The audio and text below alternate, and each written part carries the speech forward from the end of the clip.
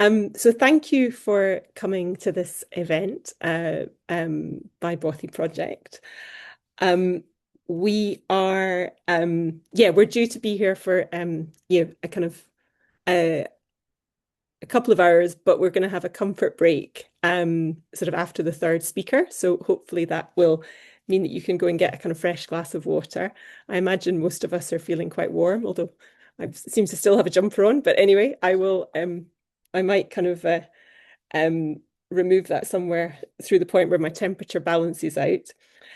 So my name is Leslie Young, and I'm director of Bothy Project. And there's just a little bit of housekeeping to do at the start.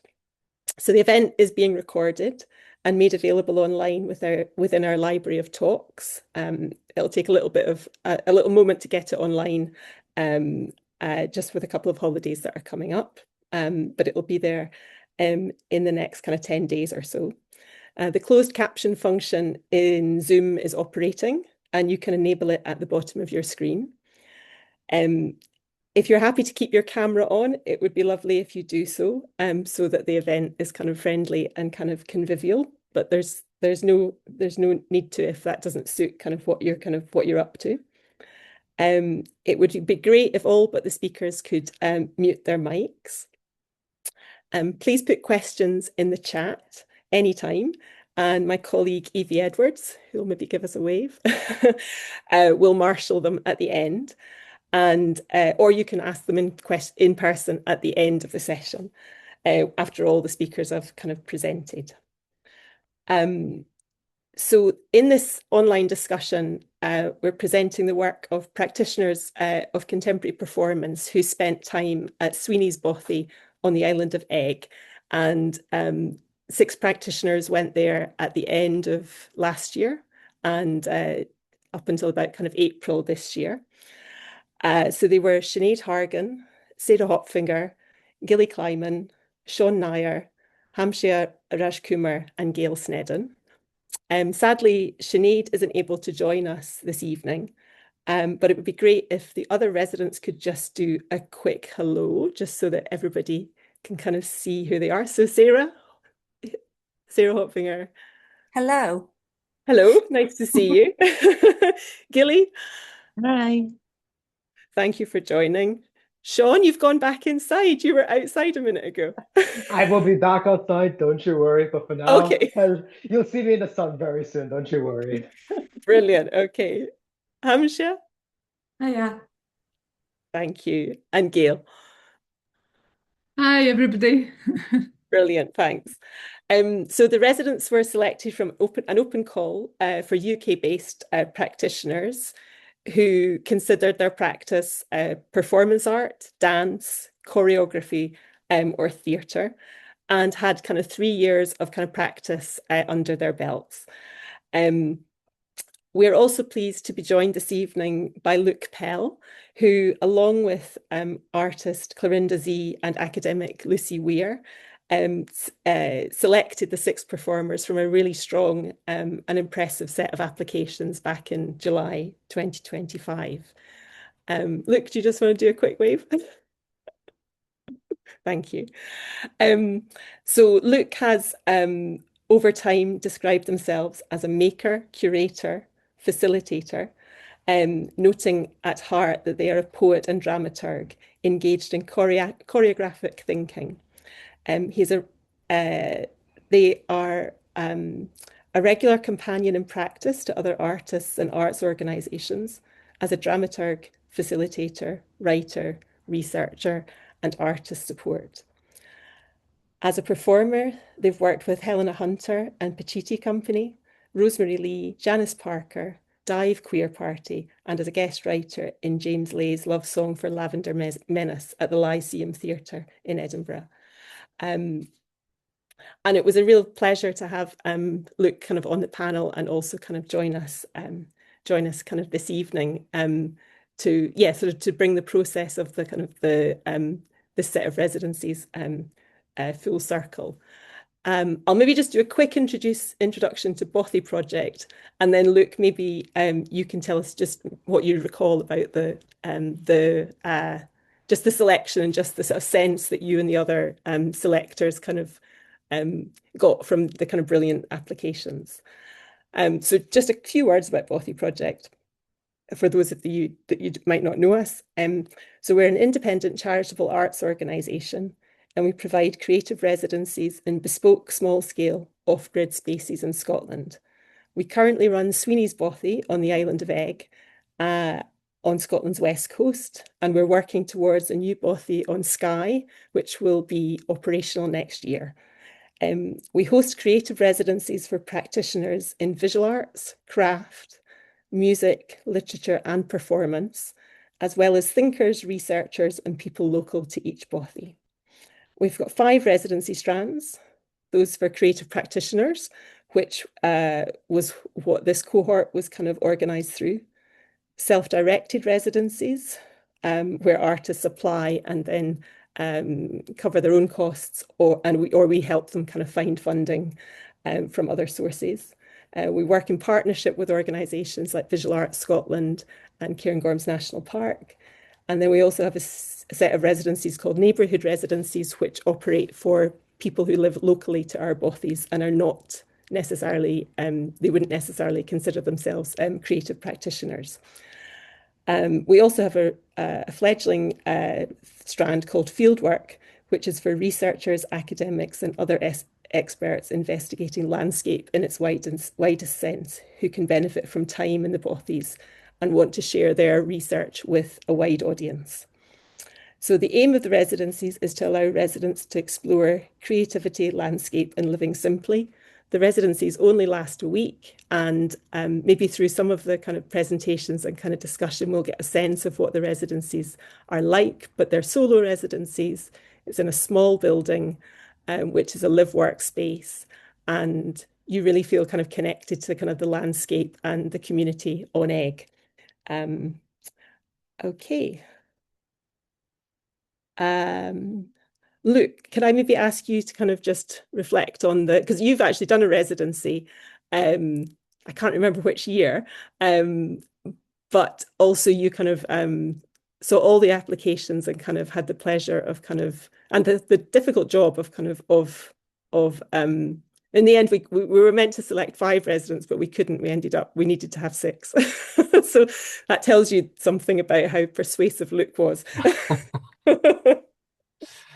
Yeah, maybe that speaks to my inability to sit in neat boxes, which I think was something that was really compelling in I think we had around 200 applications, and across that breadth of practice, I always find it super exciting to encounter artists whose work doesn't sit neatly in just one box. And I think that's something that's really gorgeous and special about the Bothy project, is that there's a recognition of artists whose work is like that. I want to say it's also really nice to see some familiar faces and names in the chat box as well today. So welcome. It's very good to be in a space with you.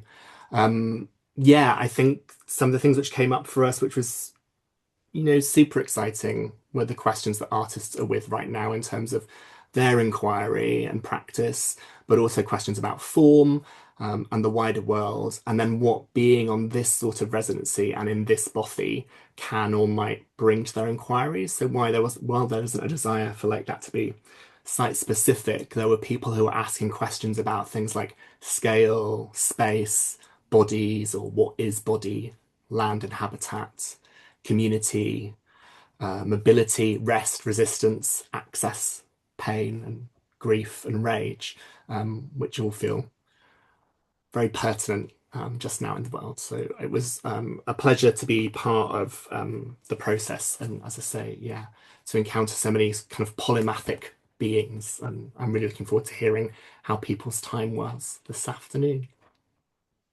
Thanks, Luke. Thank you.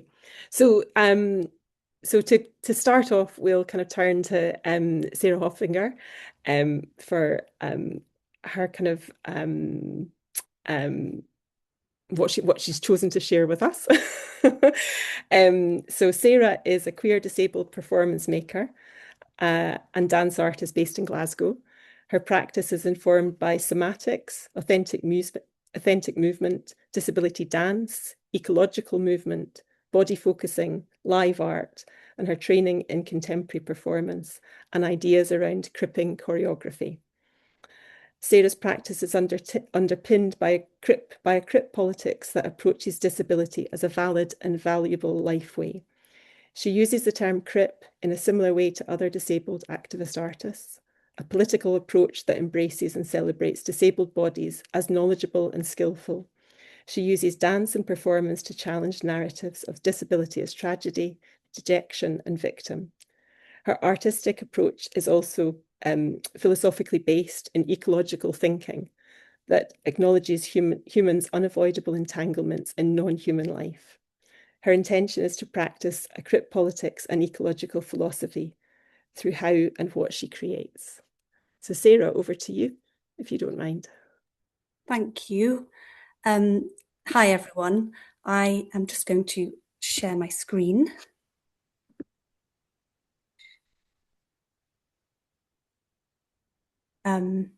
We can see that.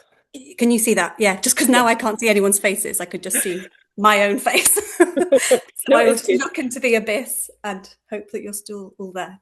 Thanks. Great, thank you. So yes, thanks for that intro. My name's Sarah.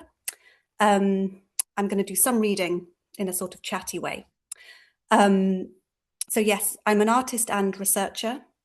And in a slightly different order, I've written here, my practice encompasses performance, live art, choreography, somatic movement, and creative writing.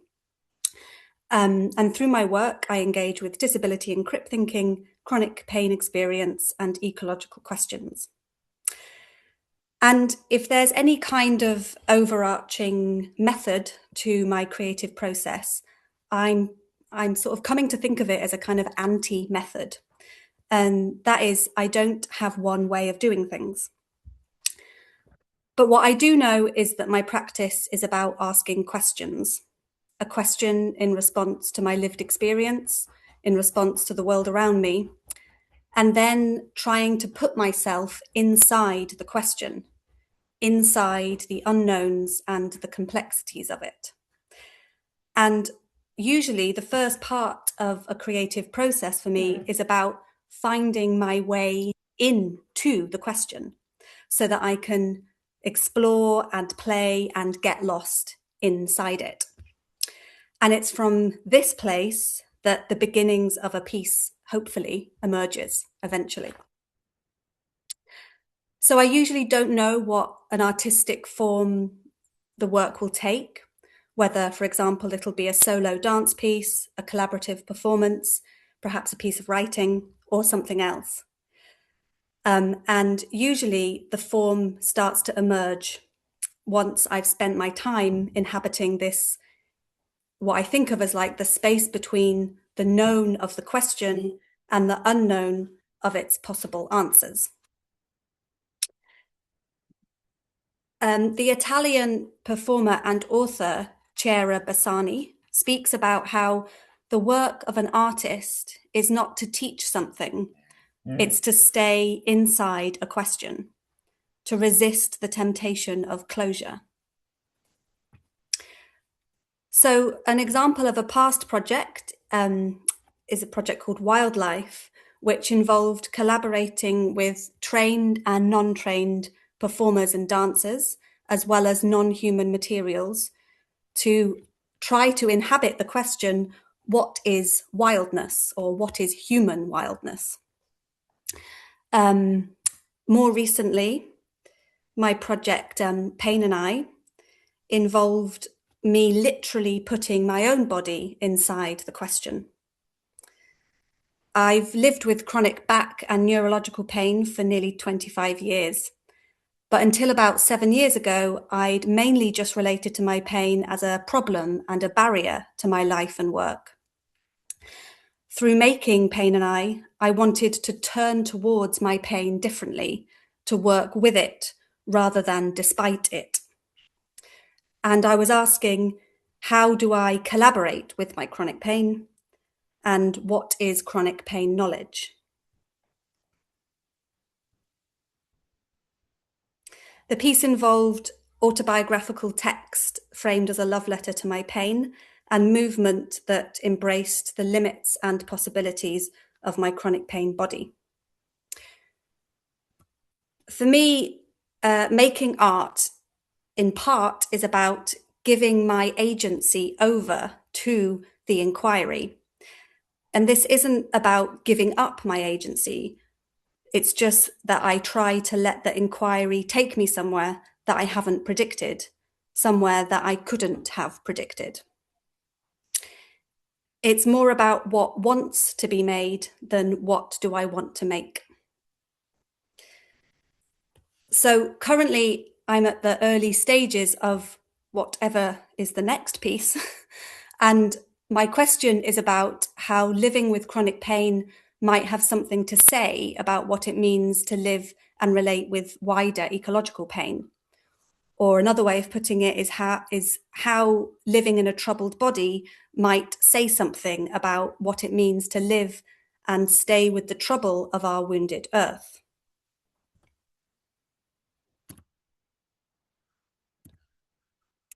So on Egg, on the residency, I spent my time writing what felt like a kind of nonsense logic of writing, moving my body in response to particular environments, and walking where my dog Cookie took me. And my dog is also just here, and she just was making some sounds. I don't know if you could hear. And what I think I was doing was searching for and trying to open myself up to any clues about what kind of logic, what kind of language, kind of grammar in a wider sense, my new piece might work by. Because usually in the early stages of making a piece of work, I often feel like I'm in a kind of messy place, and that can feel like a problem sometimes. And then I often come back to this quote from an anthropologist, an ecological thinker and networks thinker, Gregory Bateson, from quite a few decades ago. But Bateson said that if we spoke logically all the time, we would never get anywhere. In order to think new thoughts or to say new things, we have to break up all our ready-made ideas and shuffle the pieces. So as I said, I'm not sure what form the next project will take, but just for the last bit of this little presentation, I wanted to share an extract of a piece of writing from my time on Egg, which I'm thinking of as like the beginnings of trying to get to know, as I said before, like the grammar or the logic or the alternative logic of like what this piece might be, a different kind of sense making and a way of being in this muddle to immerse myself in something not yet known. So for this last little bit, I just invite you all to let the words, the following words, wash over you in whatever way.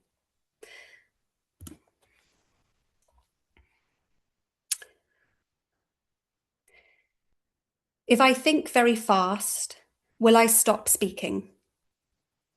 If I walk slower, will my thoughts change? If I find a hole in my shoe, will I mind? If I create a concept of self, will I open or close possibility? If I learn the science, will it make a difference? If I listen to my skin cells, what will I learn about healing?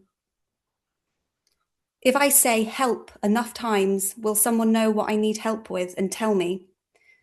If I say yes very loudly, will someone say yes back and mean it? If I say go with long pauses between, will something begin happening? If these rocks don't remember me, does that mean I'm now released from the concerns of my past? If I look hard enough, will I learn about my eyes? If I create a new word, will it sound like me? If I put my face in this moss, will my cheeks calm down? If I fall asleep in the sun, will anyone notice? If I say it, will I mean it? If I take it easy, will I like it? If I follow the wind, will I end up at home? If I kiss you, will my lips tell a story? If everyone spoke loudly, would we end up singing? If everyone muttered the truth, would whispering be normal? If everyone sighed at the same time, would the earth be able to absorb it? If insects were speaking, would it sound like catastrophe? If we counted every wave, would our bodies move differently? If we collected examples, would we know any better? If we wrote it down, would it be clearer? If something gets better, would we all feel it? If I listened to her breathing, would it sound an alarm? If this place nodded, would we want to stay? If coincidences multiplied, would it all become obvious? If I list my worries, will you get bored? If it makes the headlines, would you feel differently? If you're scared, would you tell me? If I caught up with you, could you recover? If suffering continued, could you select an option out of instinct? If you fell over, would you blame me? If the air around me became visible, would you tell me? If you like this advice, what more can I say? If I pressed you against my heart, would you feel heard? If I drew the shape of the horizon, would I leave anything out? If no one was looking, how long would I watch the cliffs for? If I spoke more eloquently, would my crisis be nothing more than a speck of dust? If I could say no, would I understand myself better? If I let my hair down, would I know about the future? If we were less embarrassed, how much time would we have? If we all gathered, would it strike a balance? If one of us opened up, if something recovers, if something's concluded, if I'm angry, if the seaweed dries, if the sea level keeps doing it, if we give it a name, if you summarize the destruction, if our health calls for it, would I keep up? Could we take it? Would we realize? How old would I be? What would my face look like? Would I remember your name? Where would the emphasis be? Would it become understandable? Would the ground feel softer? Would it change us? Would you do it anyway? Would there be any time to smile? Would you say what you meant? Would it be comforting? What would the residue be? Thank you.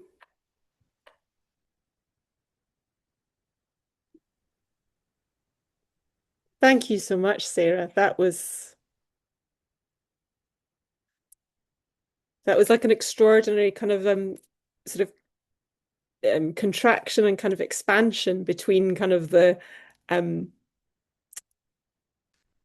the addressing the entities that you were addressing, whether it was Cookie or whether it was, you know, a lover, or whether it was the earth, or whether it was kind of the universe.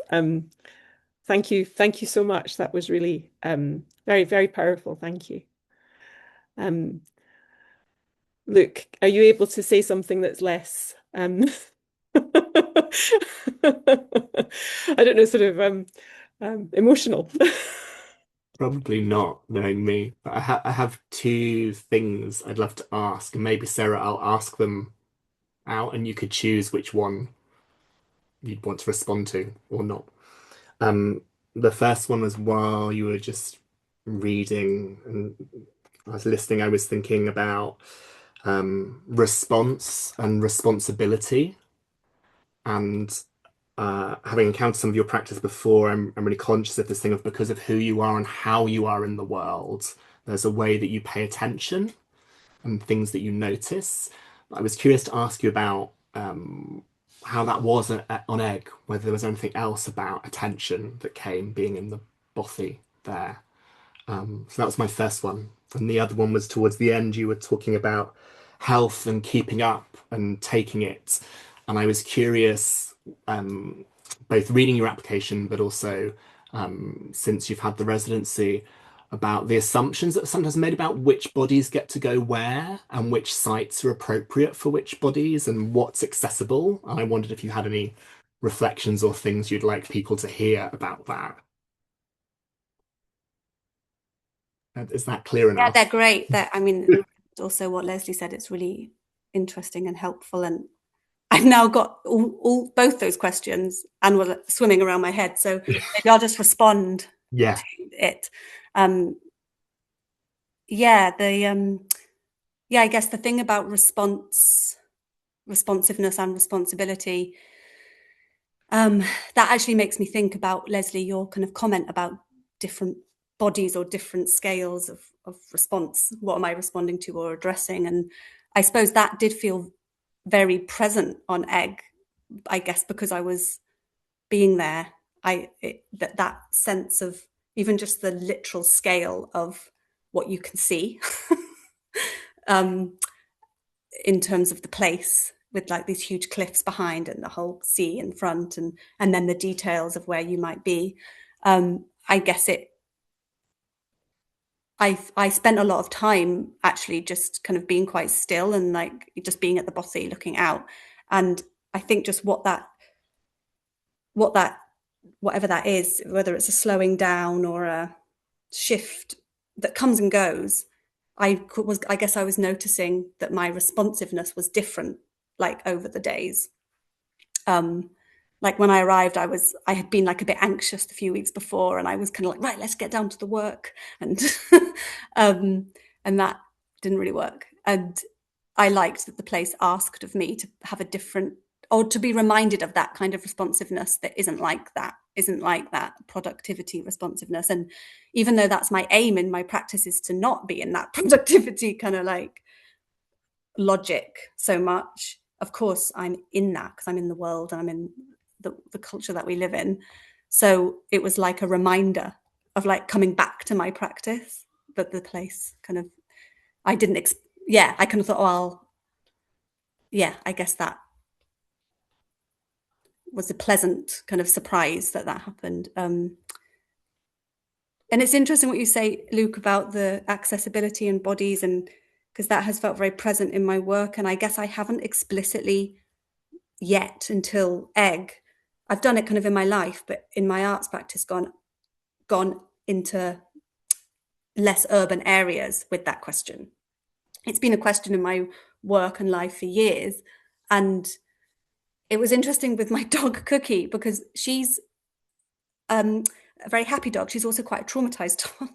And it just all like was very present. And that's why I kind of said that I did kind of have to go where she took me, because she just won't go certain directions for reasons I know or don't know. And it just seemed to intermingle with my own kind of chronic pain, variational body. And I kind of know that through like walking in Glasgow with her, but it was like, that was very present on Egg. And I quite liked embracing that and going, well, I kind of want to go to Singing Sands, but I don't know whether we will get there.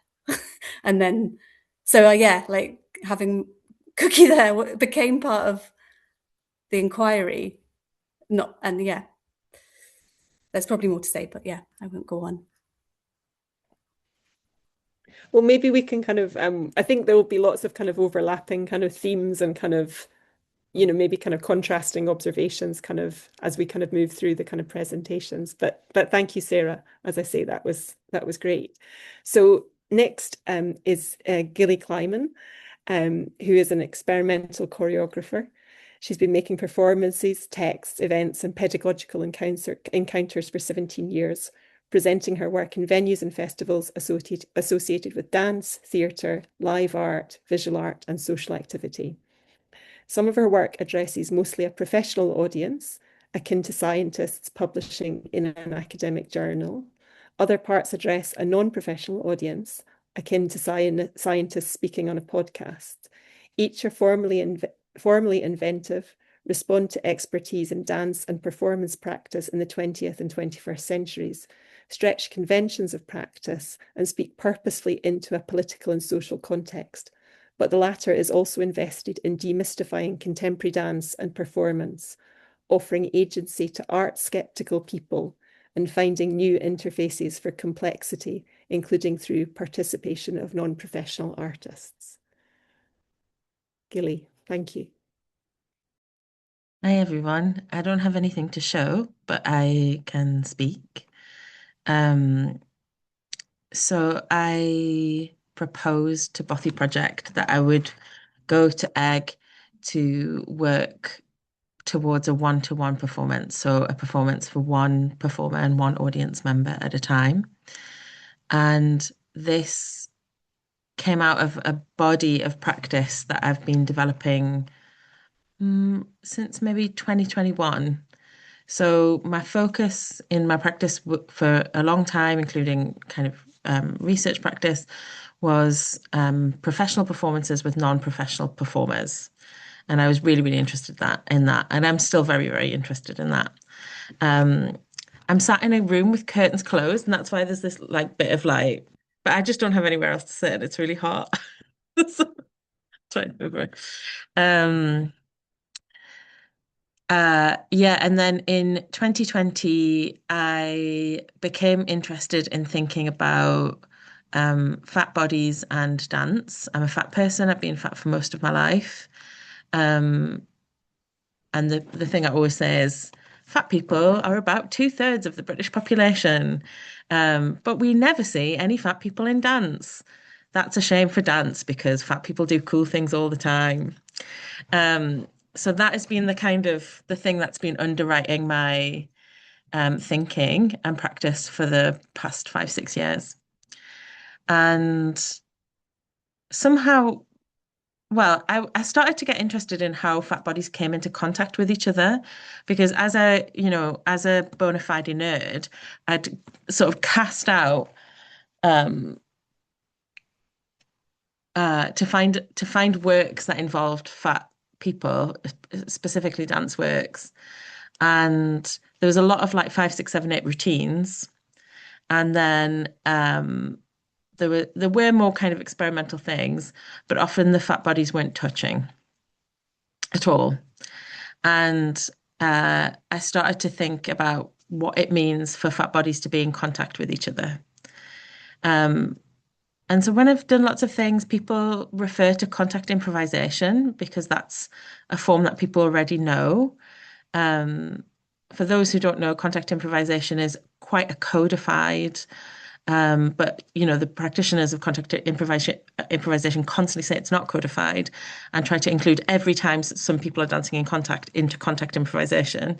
But it comes from a very specific set of conditions through which it arose through dancers in New York in the 60s and 70s who were practicing Aikido, which is a Japanese martial art. So I am really interested in contact improvisation, but I'm also interested in like holding hands and blowing raspberries and slow dancing and the kinds of holds that partner dancers have. Like, why do people hold themselves like that or hold other people like that in Argentine tango, and how is that different from a waltz hold? So I was interested in all of these things and how fat bodies are kind of organized as something that in some ways is always in contact in ways that are kind of a little bit out of control because spaces are very inhospitable to fat bodies. So fat bodies come into contact with, for example, furniture in ways that non-fat bodies don't. But also, I'm a fat person who flies or takes other kinds of public transport. So I see the look of kind of despair as someone realizes that they're going to have to sit next to me. So I was really interested in like how maybe we can access some other parts of fat possibility through thinking about being in contact with each other. So I started to investigate that in different ways. So like I went to Japan and watched some sumo, which was absolutely amazing. And then I started to work with different groups of people, so professionals and non-professionals.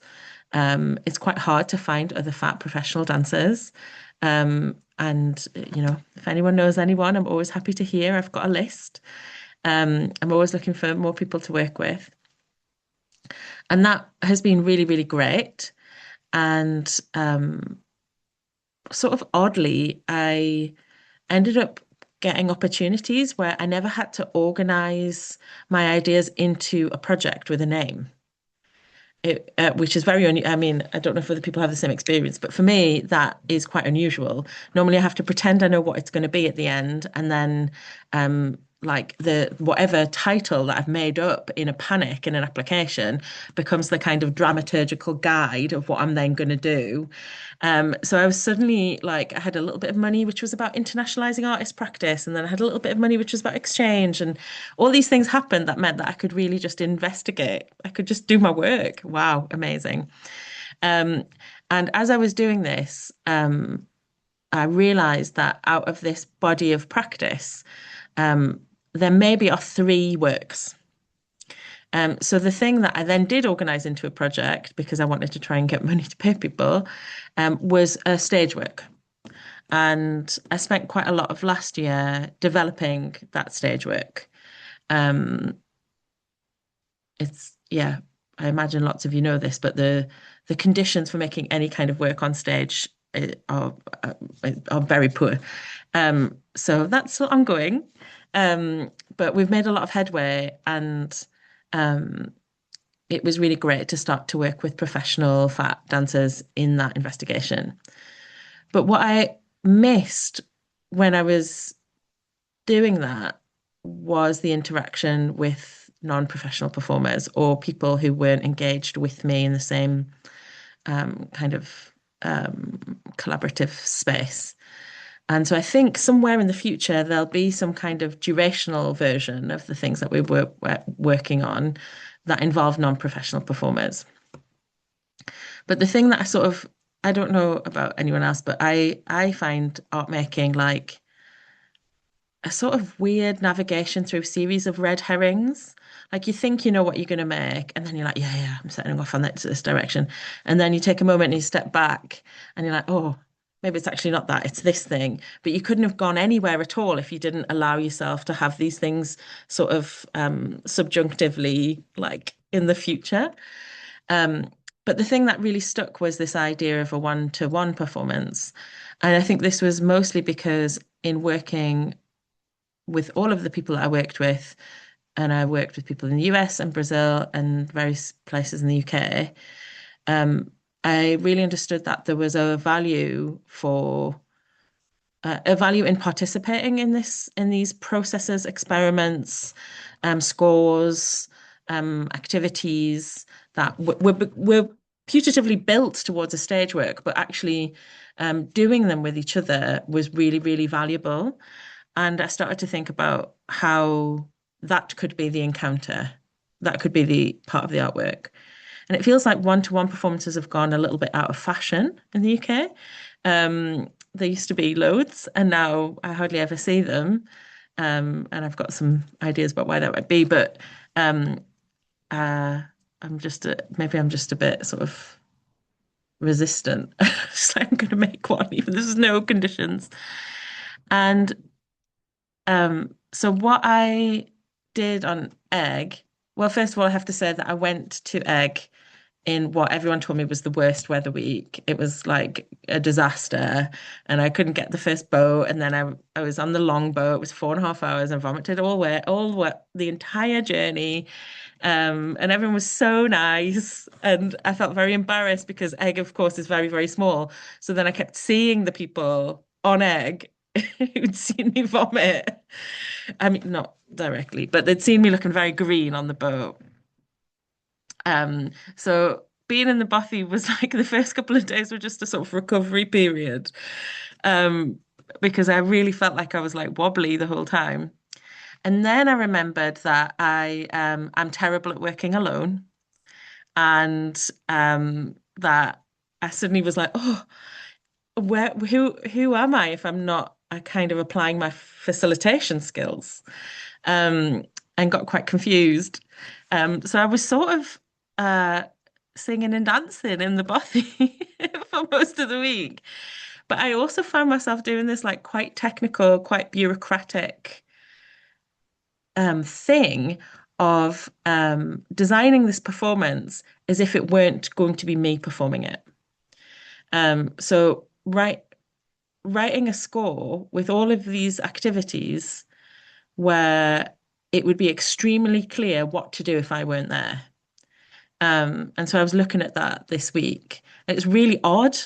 Um, uh, but I think that was a way I could sort of get around this thing of having nobody to facilitate. So sort of doing it to myself, pretending I wasn't myself, so that I could get myself to do things. And of course, like I couldn't do a one-to-one performance with myself, but because there was nobody else there. Um, but when I'd sort of forgotten how far I'd got, and then when I was looking at my notes over the past few days, I realized, oh, there's just loads of stuff there. Like I'm good to go, I'm ready. And I've got another little residency more locally to me at the end of the summer. And then I think I really will be good to go. Like I think I did a lot of the work on the project in the Bothy, but it's like a Google spreadsheet. It's like sing and dance and then do a bit of the Google spreadsheet. There's no judgment. There's no nobody judges you when you're I at mean, the I'm quite Bothy. just surprised when I looked at my notes. I was like, I don't remember doing that. I was obviously in some kind of like fog. I liked what you said about the kind of like things being a red herring, like because that's a very that having to kind of focus on something and move towards it. But I think of myself sometimes I think that I just live in a fantasy, like I just imagine things in the future, and then I just think how did I manage to convince myself that that was in any way a possibility? And it's just this sort of fantasy world of moving through life. But yeah, I prefer your sort of explanation of red herrings. But it's really, but you're kind of I'd forgotten until you mentioned it that of course the travel was really hard for you, and I'm so sorry about that. Well, it's not your fault. It was also really interesting because I got to meet people that I probably wouldn't have met if it had been a really straightforward journey. Like I made friends. Yeah. I know, and I remember you saying that, it was like, yeah, you'd all kind of had this kind of shared experience because, yeah, it was genuinely like horrible for everybody. Yeah. But that's the sort of solitude that the kind of Bothy kind of provides, and is sometimes it can be a challenge, and it is a kind of, and it's a change of, it's a change of form for lots of for many people that go to it. But thank you, Luke. I can see you kind of scribbling and writing. Do you want to come in? I don't have. I don't have to. Hi, Gillie. Hi, Luke. I'm laughing because Gillie makes me laugh in the best of ways. Gillie's work makes me laugh in the best of ways. I think I've once been called the loudest howler in a Gillie Kleiman audience in one show. You can't hear on the video, you can't hear anyone else. It's just you cackling. And I was thinking about that when you were talking about raspberries. And something that I really enjoy about the way you describe your work, that while there's like gravity there, there's also humor and warmth and joy. And I think the first time I ever saw one of your works, there's this preoccupation with community. So I kind of wanted to ask something a bit more about what it was to be, on Egg in the Bothy on your own, when so much of what you do is about community and bringing people together. But I'd also been thinking about this thing around like this romanticized idea of the artist out in the islands in Scotland being very melancholic and doing something very poetic and gentle and a little bit, possibly twee or heartstringy. And then I was thinking about you being there and how I can imagine it being like that. But I wondered if you wanted to say something in response to that. I mean, I really do not romanticize being miserable. Um, I was telling someone yesterday that when I was at school, I used to really hate that my name rhymed with silly, but now I love it. And I'm very happy to be a silly Gillie. And so I carried on being a silly gilly also there, you know. I think what was weird is that I have a friend here in Newcastle who has a friend who lives on Egg, which is a sort of unusual thing to happen because there are so few people who live on Egg. Um, so I already had this sort of person who I was going to go and hang out with. And then, yeah, because I got stuck in Maleg, I made another friend. And so like things would just happen. And then I did try and walk down um to the cafe, and like I obviously people give you rides. And so then I started to like down and up. And then when I was talking about who I met, like they told me I'd met the celebrities of the island, and it just sort of happened. And I just ended up like having really great conversations. And then I went to like also with some children, and they were telling me everything about the bonfire and how something had happened at the bonfire because it was just before bonfire night. And they were telling me who was at school. And so I got these like little windows, just because I'm a bit of a silly gilly, I think, and also because I'm Geordie. So people automatically think I'm incredibly friendly, um, just by virtue of my accent. Um, I mean, it's fair. Geordies are very friendly. Um, so I ended up having these sort of strange encounters and like going to the singing group one night, and then I got invited to a Traitors watch party because it was Final of Traitors. So for me, it just felt like, oh well, I live here, so I'm just going to pretend I live here. Why not? I could live in that bothy forever. It's amazing.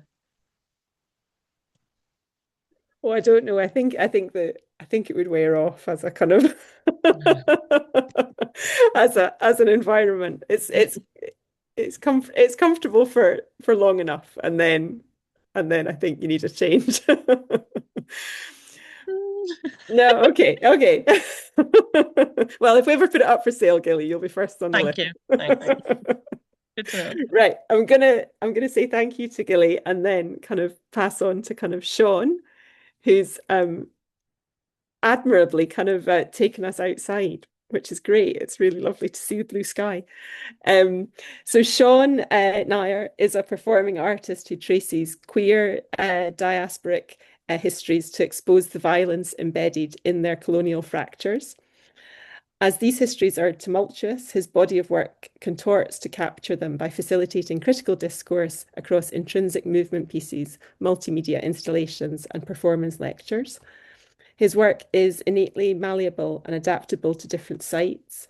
Activated installations in contemporary art spaces morph into interactive performances in queer clubs, adapting to their environments while facilitating critical discourse. By allowing his body to inhabit different facets of a complex lived experience, he creates collective encounters that encourage audiences to engage with historical legacies in the present moment. So over to Shawn. Hello, everyone. Can you all hear me all right? Yes. Um, if everyone's wondering about the really wordy artist bio, it's because I absolutely love my research. So what we have for you here is those makings of my studio in Egg reconstituted in some lovely sun. So what I'm going to be doing today is just walking you through some notes, some things I talked through and researched, and with a little bit of sunny stuff. So what I'm going to do is begin at the end with a poem I wrote the moment I left the island. The poem goes, I bask in rhythmic frictions, ink nibs lacing lines with bows, lichens brushing amber hide, strokes of gestation stoking violet fissures, frothing at teethering seams. And the thing which I loved about this poem is, or what drew me to write this, was this wordplay over here, the splitting and sundering of the word fiction to insert an R to create a break of fiction and friction, playing with the separation of words and the violent fissures of them. And that kind of describes the state of mind that I was in when I ended up at the Bothy. So I had just completed a show at Take Me Somewhere Festival. This one, the Mongrel. So this is me on the cover, looking all snazzy with my collaborator. And this is a very intense performance. It is similar to the vein of Gillie. when you were talking about a funding application, which then acts as a dramaturgy guide. This was a 1.5-year project, which over the course of 2 to 3 different funding applications ended up, I felt, while exploring what I wanted to, was in turn shaped by what I was writing to get money from the government. So you can see even over here, baby Shawn with his blonde hair doing awful things to his knees. God, I look at that and it hurts. But over here, this is essentially where I came to the Bothy residency. I just done this show and I was trying to figure out what I actually wanted to research away from the funding applications, away from what it was that I had presented, and actually cut to what I really wanted to explore. And this began with a lovely, lovely book called Babel by R.F. Kuang, an incredible book. And I have an audiobook, so this is a dummy. But this book is incredible. And what I really, really love about it is that the book deals with translation. And there's a beautiful quote in it which says, the act of translation is always an act of betrayal. The work is it's a book of speculative fiction, but what it does, because of that theme and because of that genre, it's able to really tap the pulse of the colonial violences of the time. And it brings them into fiction in a really, really creative way. And it uses language, it breaks apart language and the magical system of this book, because there's magic in this book. The magical system of that book is done via language through translation. And as such, that's how the colonies extract knowledge, wealth, and it becomes currency. And I was really drawn to that, particularly as an Indian, with the recent resurgence of a Scandinavian scarf, which every time I see one, it makes me want to recoil, because that is a lenga of so much history within India, but it's been rebanded, retranslated into something that is European. And this aligned with my research, and I was stuck listening to an audiobook of that on the lovely journey to the Bothy.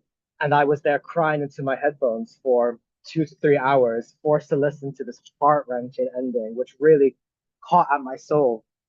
And from there, it was a mix of theory and lovely academic readings with some books which I found on the Bothy as well, which really spurred my ideas forward. I'd already come into the Bothy having read this lovely book called Queer Diasporas and Bowl. These two books helped shape the Mongrel into what that performance was back in 2025. There was one really beautiful hypothesis which was posted in this book, the idea of a clandestine counter memory. This is an act, the queer diasporic body. It brings into the present parts which are deliberately forgotten by nationalist or diasporic discourses. By reinvoking the past, there's often nationalistic agenda to it. You see it in India, trying to find a one true origin. That can be either through religion, Hinduism, or in other sections as well. But that is a crime against diaspora, or the diaspora core, the idea that there's a core to diaspora, a true center point, a true origin. That in itself is erasure. It's erasing the nuances, the oppositions, which help to shape what we have today. So I was really drawn to the antithesis of origin points, but rather the confluence of ideas and the chaos that emerges something new, the violences, the struggles which create something. And this drew me to Soil and Soul, the beautiful book of Egg, which Egg features very prominently in this gorgeous book. It is the idea of moving in hostile territories. There's a really great quote in this, which Alistair McIntosh quotes, which is, here we go. My heart is moved by all I cannot save. So much has been destroyed. I have to cast my lot with those who, age after age, perversely, with no extraordinary power, reconstitute the world. And that quote really stuck with me. And it made me think about what it is that I want to be doing with my concepts, with my projects. How can I move through hostile territories? How can I create or create, I guess, settings and create atmospheres of hostile territories, and then how can the body move through them? And this led me to, I guess, in the end, my lovely sketchbook over here. I thought about it through words, words which ended up being dissected. So you may be able to see over here lots of dashes, lots of lines, lots of words adjusted. And this is me writing a piece about faggotry, or the idea of being diagnosed with faggotry, similar to research I've done about animalism, which is a core of my movement practice.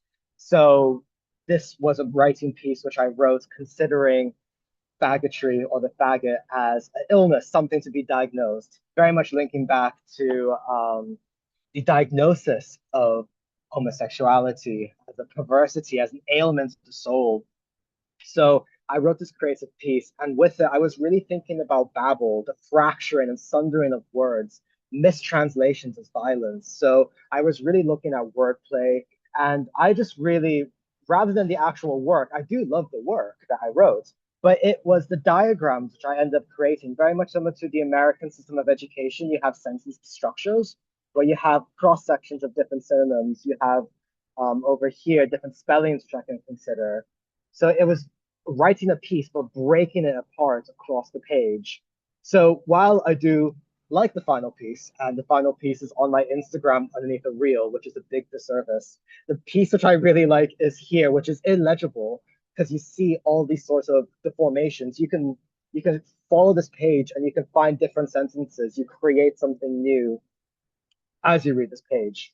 So this was a part of my research. It was just writing and creating fictitious worlds, really drawn to the idea of, or the genre of speculative fictions and the power that fiction has to create something which is empathetic, that you can relate to and feel to, and crucially, something that haunts you. Those themes led me on to I guess, my final takeaways of the project. We have as the many artists love, we have our motion scores, beautiful diagrams which make no sense to anyone but the artist, but describe movement and ways of moving, approaches to moving. We have an abstracted sketch of the spine of egg over here, and the lovely earth over here, and the lovely bay that you have. So the Bothy, if you're looking at this geographically, well, Bothy would be somewhere over here. But I've abstracted this to create, you can see if I turn it this way, perhaps. No, I'll keep it like this. But you can see a sort of head over here and a tail where the volcano will be. I thought this is a figure with a heavy spine. So a heavy spine and a fluid belly. And this is sort of a way to guide how I move through an animalistic movement or a score. Perhaps how would it to move with a rock spine, a spine which is rupturing with volcanic activity, or which has small little rain locks at the very top, trapped beneath the rocks, but little gestures, pockets of fluid birth. I thought about that, and I also thought about small little diagrams about the face, ways of moving my tailbone, ways of jumping between parts of my body, like me jumping across rocks very, very dangerously. I wouldn't recommend, but I did love doing it. So it was me doing some bouldering and climbing up the rocks, which I did love. And just thinking about that as the body, activating the bicep, activating the thigh, and jumping between those as if my body was something if you were a mountain goat just climbing, and how would I move through that? And the culmination of all of this was a duel. It was, rather than coming together with a final project, I came together with a way I wanted my practice to move forward. When I pitched to the Bothy residency, I pitched the idea of developing the mongrel over here, this piece, but thinking about it in terms of stillness, the tranquility of the setting of the Bothy. I would sit and explore textures of spit, gooning, the placidity and the stillness required to generate spit. That was my proposal, and that's what I set out to do when I went to the Bothy. But when I got there, I was an excited mountain goat. I was bounding about the place. And when eventually the rain came and I was stuck in the Bothy for 3 to 4 days, I was transfixed by the tumultuous nature outside. There was pummels of rain and hail. It wasn't what you see in the city, just a flat day of rain. You could see the clouds moving forward. You could see the textures of moments of intensity coming towards you, a foreshadowing. You could see the sunburst, Baroque sunburst, breaking ahead in the sea. So all around me was life and movement, and the idea of sitting still to create tranquil meditation, it wasn't sitting with me in the body. So rather than sitting in terms of spitting, which is what my proposal was, I sat with my mind. My mind was jumping about the place. So I set my mind loose on books I'd already read, books that I had yet to read. And as such, I left with a very forward way, which a way which I wanted to move forward with my artistic practice. I thought about moving through clandestine memories, counter memories, a quote from this lovely book. Sort of, how do I create work which addresses the confluences and the tumultuous nature of diasporic histories? And I paired that with animalism. My previous Mongrel project in 2025 was titled The Mongrel. I expanded the animal aspect of it from a mongrel to a project which is now titled Cowhide by changing the animal and adding a material to it. So essentially just change the name of the brief. But by doing that, it widened the scope of my movement practice. It can now that movement practice by renaming it, it means that something like this can be embodied in very unique ways. And it means that I can take this forward through small performances, which I have done over here. This was a few weeks after the Bothy. I did this performance, a half an hour durational performance, where I used lots of practices from Buteau, but I was doing it to very intense noise music.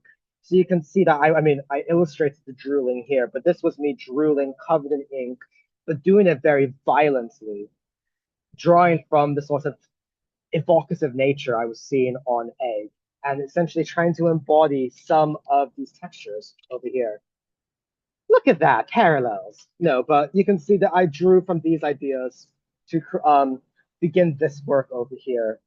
And my current practice now, I have a club performance, which was that lovely piece you just saw the image of.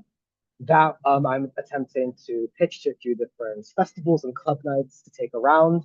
I'm also applying to a few residencies to develop my larger project of Cowhide, to have time to delve into the theory of it and flesh out movement scores, which I can then over-conceptualize, and from there have other people move through as well to open up my research and project to others, both audiences and other participants. That is the end of my lovely studio presentation in my backyard. There we go. Thank you so much, Shawn. Luke, I'm gonna offer you the kind of the jumping off question. Mm-hmm. I'm so full with excitement and interest from so much that you shared, Shawn. I really appreciated the poem at the beginning. Had me thinking, I think because Gillie had been speaking about touch and bodies and abundance, and I was thinking about this kind of spilling over and rupture that you mentioned. And I guess there's a curiosity that maybe it's not something you spoke about so much in what you shared with us, but I feel is that you're somebody who moves between like club spaces, and you just mentioned like loud noise. So I think of this kind of epic, and also the Bothy and Egg being epic in the way you described nature. But I was interested in, for you as an artist, what does this kind of flipping between the epic and the intimate offer you? Like moving from doing like Take Me Somewhere and then going and being on the Bothy. Is that something that's particularly necessary in your practice? Was there anything that like kind of got revealed when you say, oh, there's a movement or a direction I want to go in? Um, I think crucially so, because I think actually in parallel to Gillie, who was mentioning earlier, lots of collaborative work or moving with other bodies in the space. And I think for me personally, when I work in larger environments, so club settings, I work in clubs because I'm drawn to the um, chaos, the bodies moving around you a little bit inebriated, which impact it. The DJs who suddenly crank up the volume, which my body sprawls. I love to be a responsive performer, to embody the elements around me and then transform them in different ways to give an audience a different interpretation of what they're listening to or what they're experiencing, visualize in a different way. Same for my performance with Take Me Somewhere. It was, I curated something which had a vocalist and a custom instrument and fog and lights. It was this big spectacle, which then it was my body in the very middle of that, this feeble body dressed in very probably nothing, and from there regurgitating, screaming, contorting, trying to be something, this pitiful body in the middle. And I use that very crucially because when I ended up on my own in Egg, it was just that pitiful body. And it was me wondering, what can I move from? I've been moved by so much. I've been moved by heavy noises. I've been moved by funding applications, which end up shaping the work, which becomes I'm moved by a lot. But what moves me? And that was what the magnificence of Egg was really able to convey, that it was um, something which was so small as a fragment in my mind. Oh, just a small island, I'll go there for a week. But that small island had so much to give. And it was the analogy which I think of best. I was writing poetry as well. I was climbing up the mountains in Egg, that every step I took, it was like water was seeping from everything. Every step which I took, there was something bursting forth. And it really reminded me that in those stripped back moments, or what you think is stripped back, life can come from it. So essentially, to summarize, by putting myself into a very minimal environment of the Bothy, just a small wall, it was my bounding mind, and it was what I was feeling in my body. And from there, able to turn out these ideas and realize that the work I'm creating is something which I do find merit in, and it's something which I believe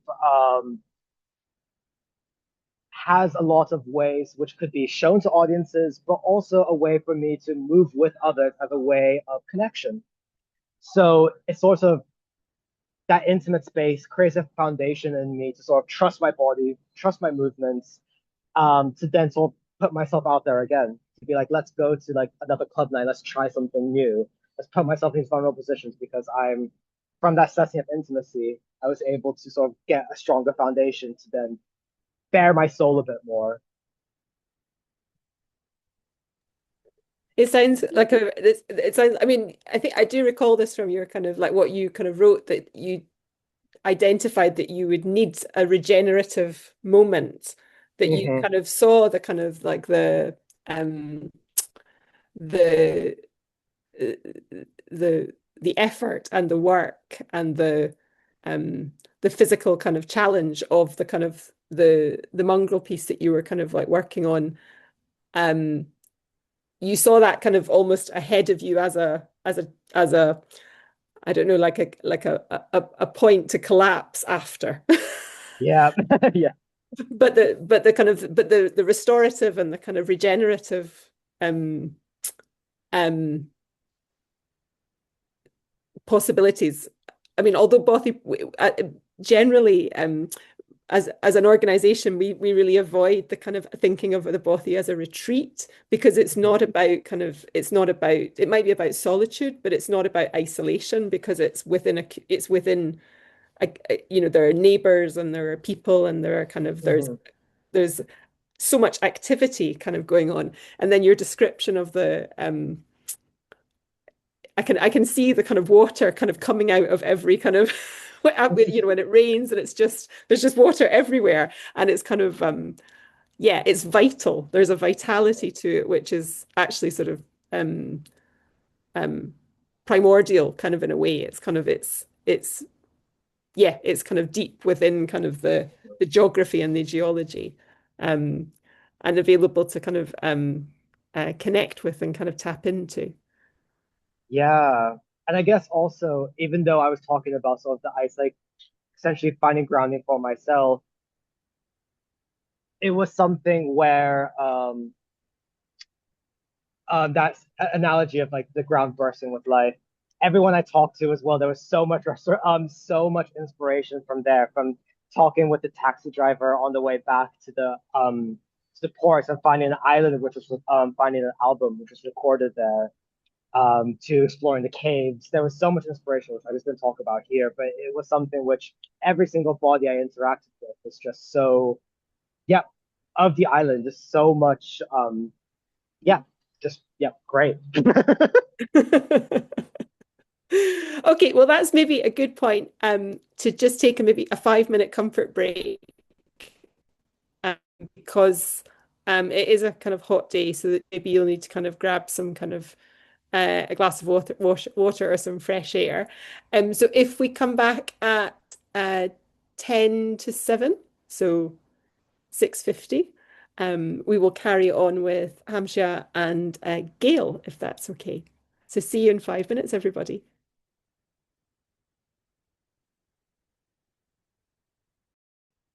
Hi, everybody. Thanks for returning.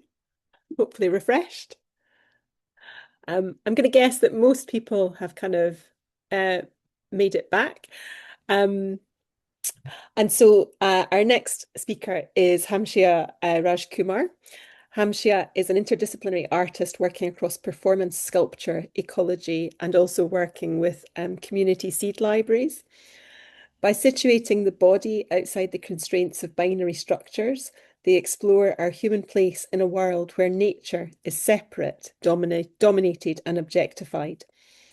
Combining a site-specific movement and digital practice, they currently staircase range post-industrial landscapes to gardens. And for the past 5 years, Hamshya has been working in the former industrial steelworks of in Scotland. So Hamshya, over to you. I'll share my scene. Okay. Is that visible clearly? Yeah? I'm assuming it. Yeah, cool. Okay. So I went out to Egg with an agenda and I ended up exploring quite a bit of it, and maybe things kind of changed in terms of being a bit more responsive to weather. So I really am interested in contaminated landscapes and how that can create more life. But at the same time, I think my practice recently hasn't allowed space to explore ecological rage or like grief and the pain with that. And perhaps my fascination with life born from contamination is quite morbid. So in order to explore this, I wanted to explore this through a performative idea, which arose if Mother Nature took a human form, I believe they would be a dominatrix. I think they'd be cladded in black ocean microplastic and they'll be incandescent with rage. And I think they'll be ready to whip humanity into submission. This came around when I was doing my master's in wildlife biology.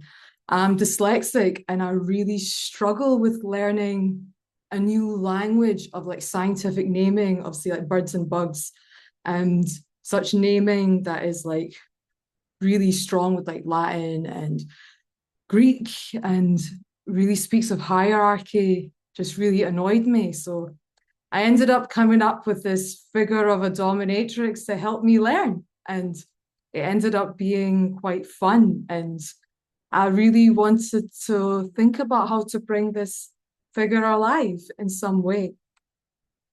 So a lot of my practice, I guess, is rooted in how I've grown up. Sri Lankan Tamil, and I grew up in a Hindu household. And, you know, I really have been inspired by certain Tamil goddesses like Kali Amman and Mariamman, who like both represent rage and disease and rain.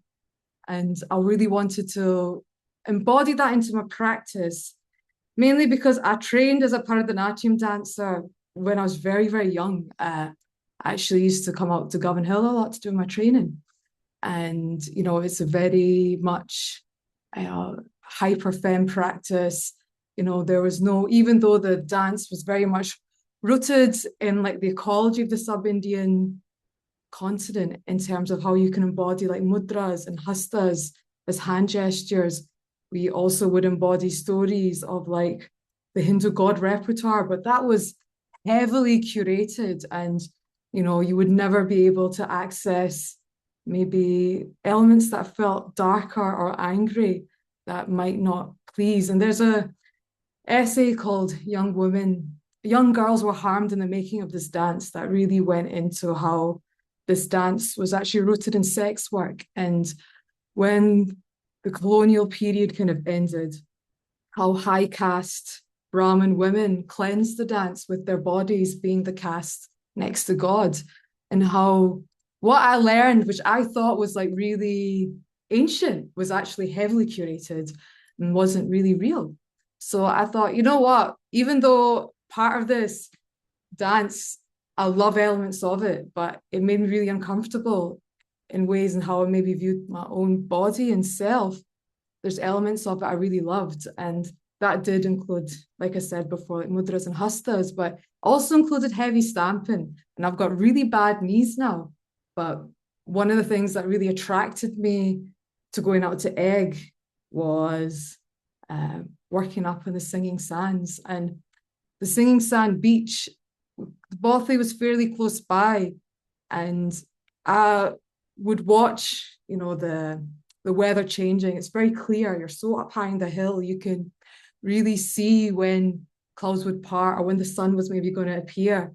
So I would just cycle out to the sands. And I was really fascinated about how the Singing Sands is such a precious beach or coastline, in the sense that as you stamp or as you move, the sand will sing and move with you. And I was really curious, like, this contamination silences the Singing Sands. So whenever there's one day that it got a wee bit sunny, and I'm like, you know what, I'm just going to go around, I'm just going to stamp on the ground, because a lot of Bharatanatyam was rooted in stamping, and we would begin and end with a namaskaram or bhumi namana, where we would be like, all right, I'm going to stamp on you really harshly, Mother Nature, or is a way of seeking consent before you really maybe move with such vigor. And I always practice on heavy floor that destroyed my knees, but sand is so forgiving, and there's a pressure that moves back with you. So I spent a lot of time when the sun really hit the sand. I got really cold. I was out in February, so I didn't spend a lot of time doing this, but spent time really stamping and moving around, and I quite enjoyed it. Like, it was really fun to just explore that intimacy between footwork and sand. And so I ended up maybe moving towards working with my camera a bit more, and perhaps being a bit more observant than I would be dancing as much, because it was very, very cold, and my body loves the heat, and I'm very happy today. I mean, this is just some photographs when I went back later in the day, and I just wanted to see, what would the sea be like to move and change with the footprints that I made. So I spent a lot of time. These are some just other bits of stamping and moving around and just mark making with my feet, which was really fun. I thought, okay, you know what? I can't really move. So maybe I'm gonna try and imagine, if this dominatrix was cast out from the sea, what would this look like? And maybe I'm just going to play with some storyboarding and play with, imagining where this would take place, because the Singing Sands beach, the landscape felt really dramatic. So I just mucked around. I'm just going to share some images that I took when I was mucking around with this. So I found this, I don't know what it is, but I thought this looks like an egg. So I thought, you know what, I'm going to just muck around with playing with this framing and imagine what happened if the dominatrix hatched out from this kind of black plasticky egg on egg. It's a terrible pun, I'm sorry. But so I just played with just composing this, what happens, like, does the dom face the sea when they hatch?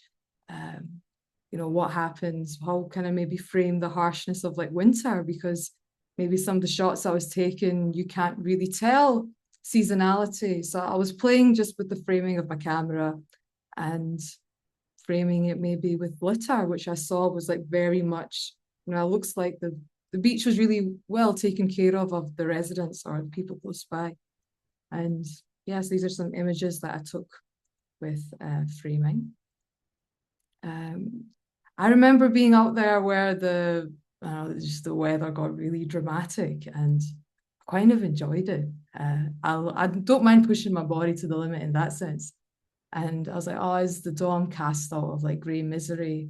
You know, and I love trying to move in a way that you can be responsive to like weather and climate. And I thought, oh, representing this harshness and maybe this feel angry and chaotic, you know, does it feel, yeah, like, is it quite forgiving in that sense? So I just wanted to imagine, okay, what would this shot look like? I wanted to explore casting, and I really felt like a platform that just cut into the sea, and it maybe feels like a stage. So I spent some time just exploring this strange little triangular pizza-like rock face. And again, I was just playing a lot with like framing. Do I like try and what does it say when you frame body and land? How much do I want to reveal? What does it, you know, how does the image lend a sense of movement in itself, especially if I were to compose the body within this? I also really loved the stones. I thought the stones were really quite like godlike in a way. Like stones in geology are massive markers of time. You know, if the dom appeared, would they be able to speak in like sense from these rocks? And I love lichen, and I think lichen feels like such a strong element of like air and clean air in some sense. And I wondered, oh, could you speak back to the lichen again? So I spent some time exploring these different types of like rock faces, especially like composing what these other bodies that are very static, very still, especially if, you know, what would movement look like if it was quite cathartic, quite intensive in comparison to these beings that are the most stillest of still that you can ever see. And yeah, I don't know how long I took. I feel that was really short, but yeah, that's it. Thanks, Hamshya. I actually forgot to start a timer, so I have no idea how long that was. Don't worry about it. It was perfect. The sort of evidence of the geology is definitely kind of something that is very kind of stark and kind of apparent, and kind of Shawn kind of mentioned it, those kind of sort of like the constellation of rocks that you described yourself jumping over kind of as a mountain goat. Like there's so much kind of variety of kind of geographical and topographical material kind of that's part of the kind of island, that you're sort of one's always kind of surprised to kind of see it. But I also know that that you met with some folks that lived locally on Egg to tell them about your work with the kind of seed library. But did you also tell them about your ideas of the kind of the dominatrix and the kind of rage and the fury? I didn't, because I feel like I wear different hats, and I feel like, okay, this is my seed saving, you know, kind of like agroecology, kind of more of like a practical way of like growing and farming. That I didn't feel like I think what happened was my bio got sent round and folks really wanted to speak to me about seed saving. So I felt like, okay, I'm going to be that kind of practical person, and I feel like that's another part of like practice where I can maybe be of service and share. But it felt out of tone to suddenly start speaking about this. And I didn't really know how to shift in and out of that. Like, I feel like when I turn up for something like this, I turn up with that mindset. And yeah, if I turn up as the artist, then I turn up as the artist, if that makes sense. So I wasn't sure, but they were fantastic. Like, they understood like the political nature of seed sovereignty. So at the end, I realized, I could have probably had a conversation with them quite easily. So yeah, I wasn't sure. Yeah. So Yeah, I totally understand that, it maybe kind of like didn't cross, but I kind of feel I imagine that there would have that yeah, that you're kind of that the idea of kind of fury and kind of violence and kind of um like the sort of the action of kind of like whipping or kind of or kind of um dragging kind of people kind of into some kind of understanding. I feel that there was the kind of image that you showed that had the kind of collection of rubbish, like very kind of like carefully kind of gathered, like the sort of the labor of kind of constant of like every I don't know every month doing a beach clean and kind of and gathering all the kind of like the waste. It's a very it's a kind of um yeah, I kind of imagined you would have had an audience that would have been sort of like, up with you, kind of like sort of shouting. But maybe there's a kind of other kind of way that that information can be kind of, yeah, kind of another time. Luke? Oh, I don't know whether I don't want to put I'm sure I don't want to put you on the spot because I'm just being nosy. But I think one of the things that I just following on from what Leslie was saying about the rubbish, I appreciated like what you bring into the frame around litter there, like what's underfoot, what's touching what. I think Sarah spoke earlier about like staying with the trouble.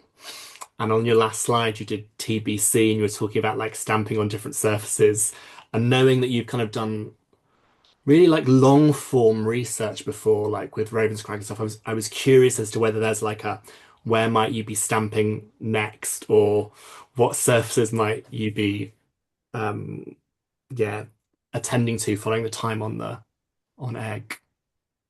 I would really love to return to egg, and I think I would really love to do more stamping on sand. I think I did some more when I did a residency in Senegal with Jermaine Cogney, and their whole dance floor is on sand. It's always on beach. It's very much quite a dance style, I guess, that's also rooted in some form of like animalism as well. So like getting to work with a sand that can potentially sing or voice back to you was like really fascinating. It's something that I would like to explore more, but I don't know exactly when and where that will be yet. Thank you. That's really exciting to hear.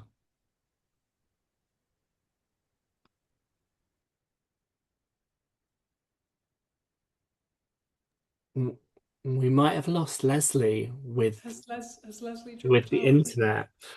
So I've just come back. you've returned. It Do we doesn't seem also to be need? objecting at the moment. I suspect we might also need to do a little bit of a tech. Do we need to do a tech shift, Evie, so that Gail can screen share? Or has that been permission been set I've up? got Gail's presentation ready to Right. go. So if Leslie's back and introduces Gail, I think we're all good. What I might also Okay. just say out loud now, as the nosy person, is if anyone else has curiosities or questions that have arisen or things they'd like to hear more about, we're going to hear from Gail, but also now might be time to start feeding things into the chat or making a wee notes. And that also goes, artists want to speak to each other. But over to Yeah, Gail. just could I ask maybe to pause the chat a little bit because I know I'll start looking and get get totally sidetracked. So yeah, if you could write them and put them in, that would be great because I know I'm going to go, oh, what's that? And then forget what I'm talking about and tell you about or something that I'm not supposed to be talking about. Okay, no multitasking. Okay, so I'll just introduce you, Gail. So Gail Sneddon is an award-winning dance artist based in Murray. She creates large-scale collaborative site-responsive performances and video works that amplify the voices of the communities she works with, placing them at the heart of her creative process. Together, they build immersive worlds where dystopia, wonder, and escapism collide. Her work is often described as otherworldly, magical, sensorial, and mythic. Recurring themes are loss, be it the erosion of ancestral wisdom, the grief of ecological destruction, or the vanishing textures of childhood.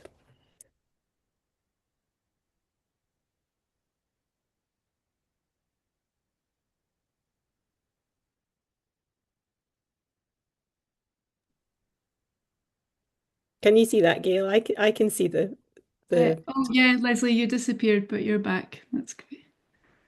Yes. Over to you. Did I start? Okay, great. I'm hoping I can get this to work with my notes here, so bear with us. And yeah, Evie, shall I just say next when we need to go to the next one? Is that best? Yeah, just say next. All right. If you go back one then. Sorry, my share function isn't working. Okay, so yes, hi everybody. Thanks so much for staying for the final one. Yeah, just to give you a bit of context as to why I was so keen to apply for the Bothy project on Egg. This project, The Shape of Grief, I actually began during a 1 week residency with the Tramway supports, and this was kind of following a year of quite profound personal loss for me.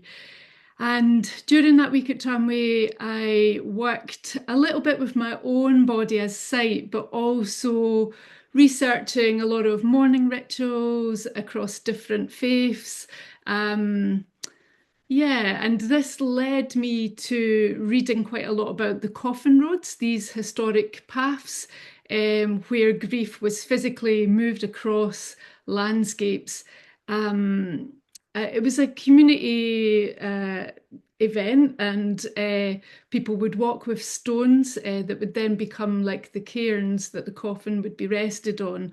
And when I saw the Bothy residency call out, I had actually been reading about the coffin roads on Egg, and Egg's coffin roads are a really compelling site. They're really unique. They go from west to east in direction, which kind of subverts the traditional journey towards the kind of land of the dead in the west, which was the more traditional way through the highlands of the other roads.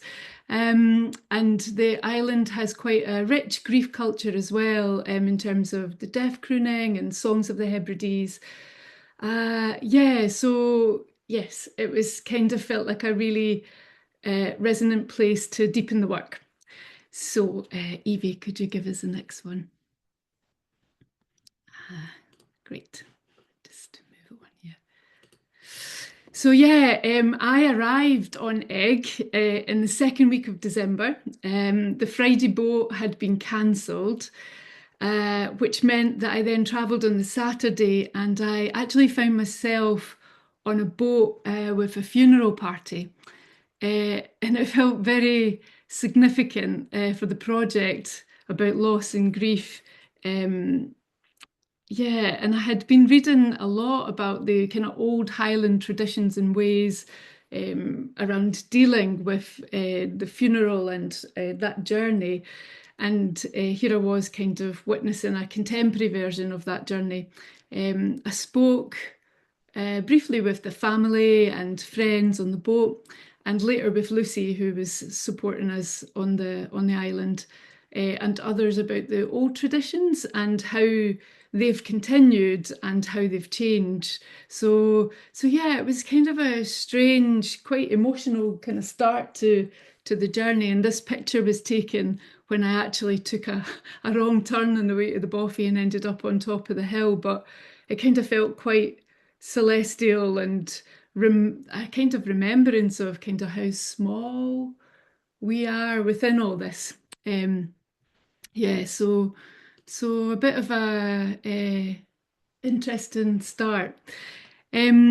So in my research before I arrived to Egg, from documentation I found Egg's Coffin Road ran from Grulin, so you can see Upper Grulin on the map, in the southwest, and then that journeyed through to the east in the churchyard in Kildonan.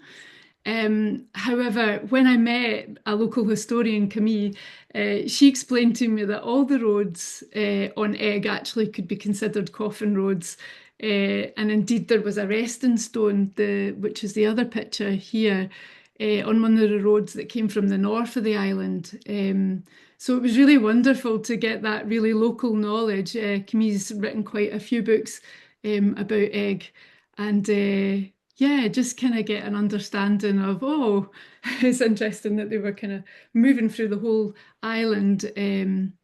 Yeah, and the resting stone, it looks actually quite high here. It's probably about maybe chest height. So yeah, so this is one of the original stones that they rested the coffins on.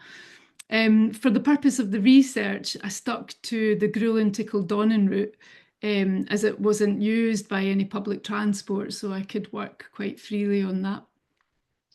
Yes, so, oh, sorry. And Evie, if you could move on to the next one. Yeah, so great, stones.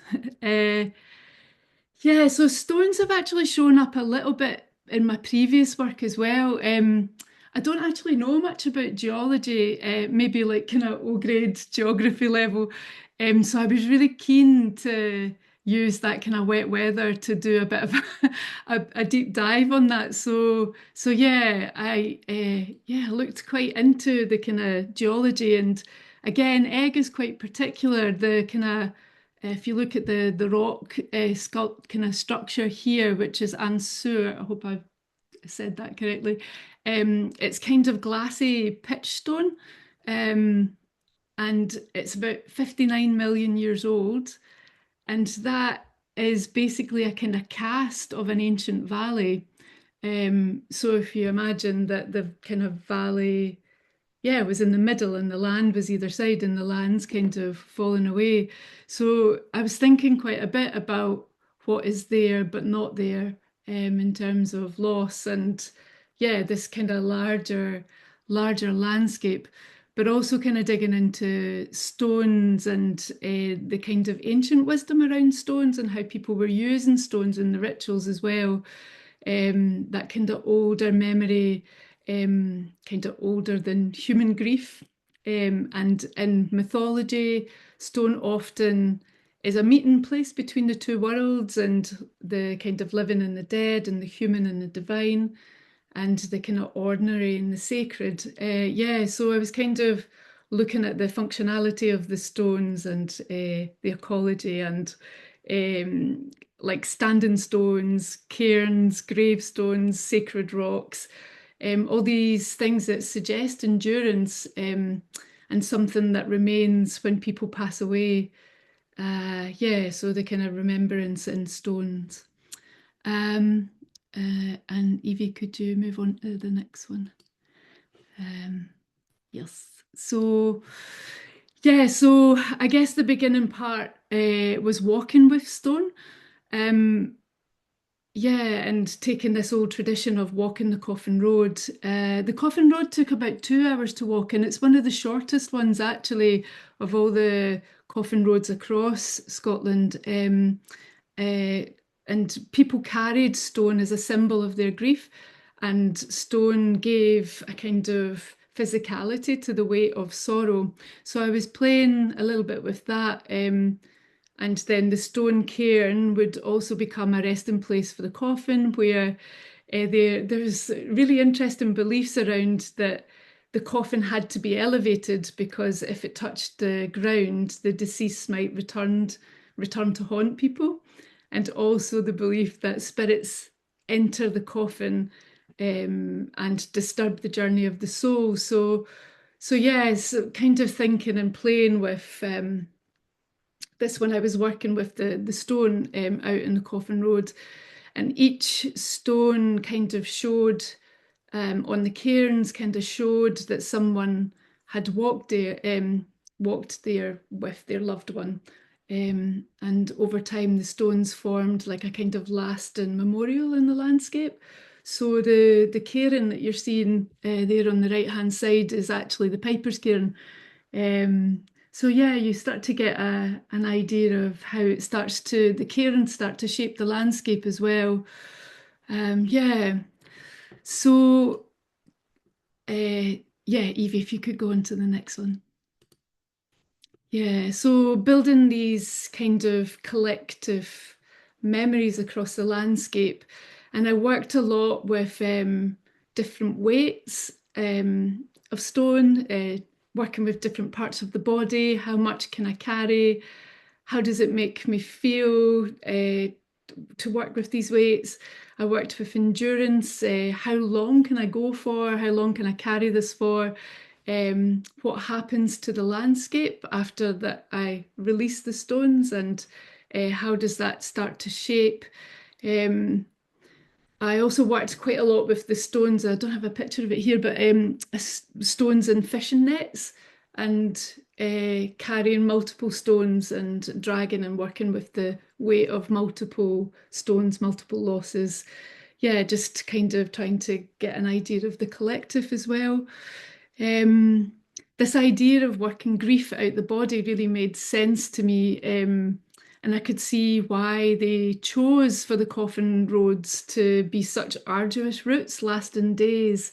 So this old ritual just felt like, yeah, just really felt like what I wanted to do with my body and grief as well.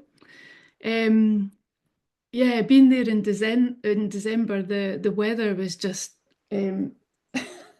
horrendous and brilliant. It was like, this is actually quite high up. You can't really see it here, but I'm up on top of the cliff, and the wind is really thunderous.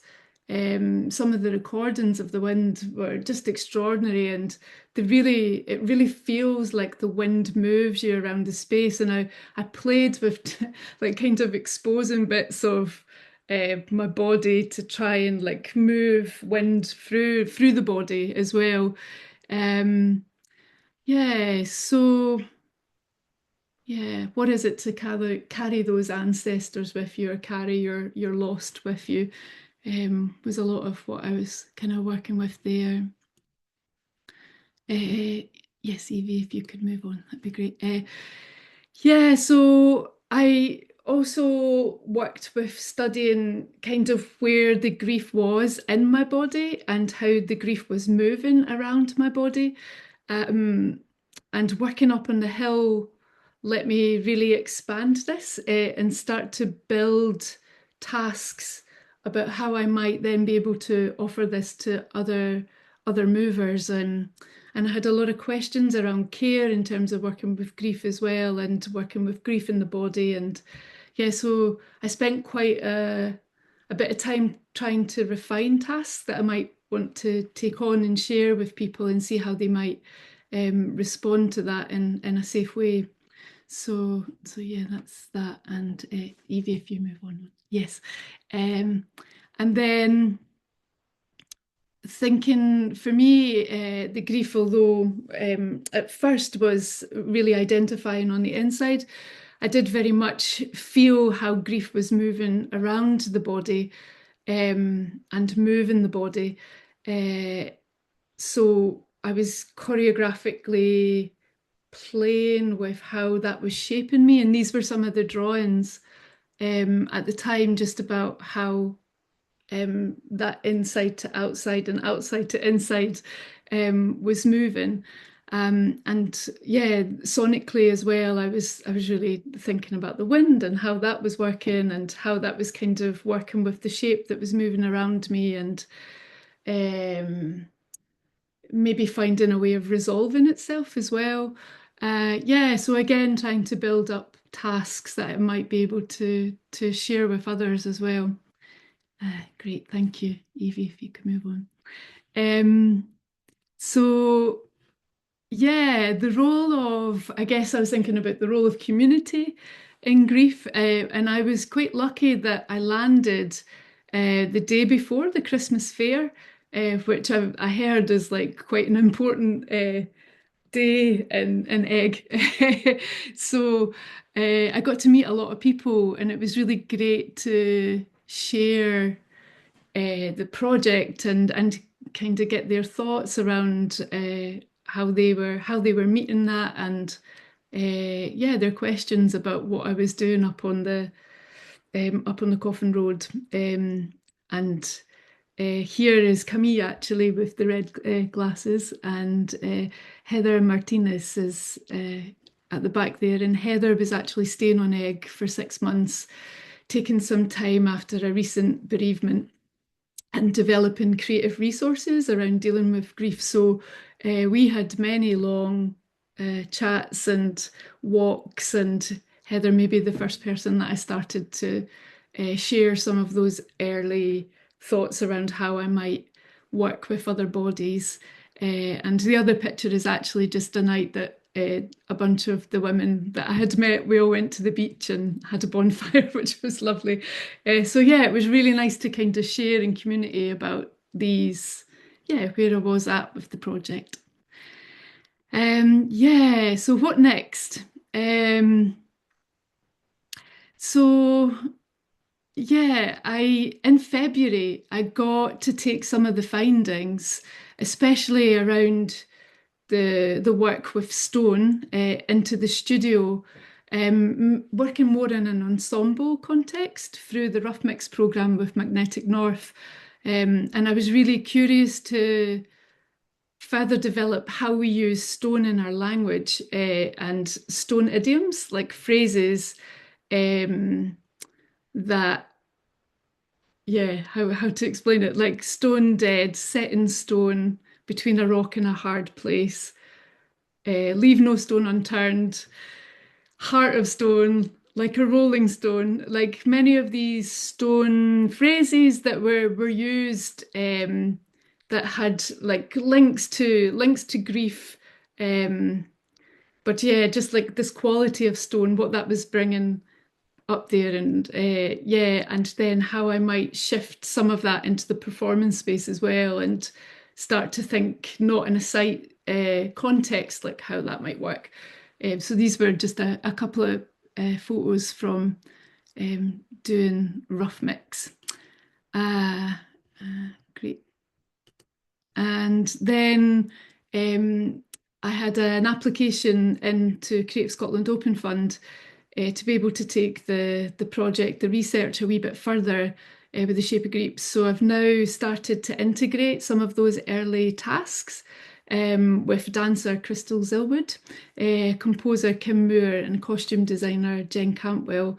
This is a little video of some of the stuff in the studio, and it's Crystal working with her shape, which was very different actually to mine. Hers was very thick and fast and dark and velvety and honey-like, and it had quite a hostile kind of movement as it was moving round her.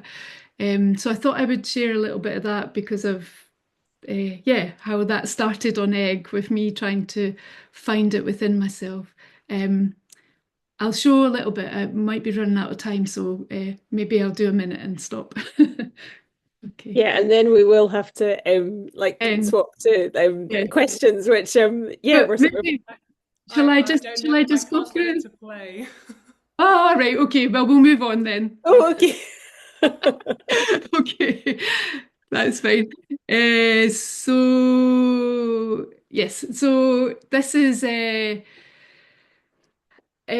so I've been doing a little bit of work through the Immersive Arts Experiment Fund, looking at the Shape of Grief in a VR context. So I was very aware that with those site-based environments that I was working in, that getting audiences to the Coffin Roads was difficult.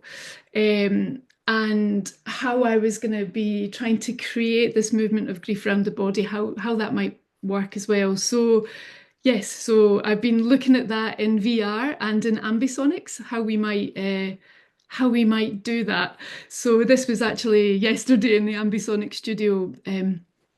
So yeah, working with a 16 speaker setup, which was quite wonderful to work with wind in that capacity. So yeah. And the last one, sorry, Evie, go quite fast. Yes, so I just wanted to say thanks to you guys for having me with the Bothy Project and Lucy and Egg and everyone, I guess, who I met during the residency who have kind of helped shaped how we've gone forward with it. It was a really, really special time. So thank you. You're very welcome. And it's really wonderful to hear from everybody kind of as to their what I've really quite a simple offer of a kind of week and kind of some space kind of to yourself and a context and a landscape and the kind of happenstance of whatever you sort of stumble into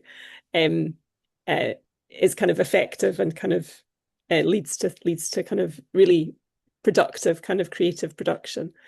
I am amazed that we're now at 7:30, so we've not had any time for questions, but maybe we could, if anybody feels able to stay for kind of questions, maybe we could do 3. Because I don't want to kind of impose on kind of anybody's kind of schedules, because we've actually been here a long time, although it's flown by. So I'm going to throw the floor. I don't know, is there anything in the chat, Evie? I think everybody took Gail's kind of request for for no distractions seriously. But if anybody's able to stay and wants to kind of like ask a question or kind of make a kind of comment, please dive in. But equally, if you have to leave, we do understand. I think Tim was maybe going to offer his Any takers? expertise on the singing sands, other singing sands, beaches, Tim. I'm not sure. I think there might be one along the coastline of Oban, and maybe I'm really interested in Coll and Tyreen. I don't know if the islands there might have singing sand beaches. I'm pretty sure there is another one on the west coast mainland of Scotland. Sorry, yeah, it was a leading question. I was actually, there are several singing sand beaches. There's one on Ardnamurchan that's enormous, actually, and very interesting. So anyway, just saying, if it's something, just that physical nature of the singing sands, you'll find, I think, different singing sand beaches have very different qualities, which I've seen for myself. Anyway. Yeah, thanks for sharing that. Thank you. Cool.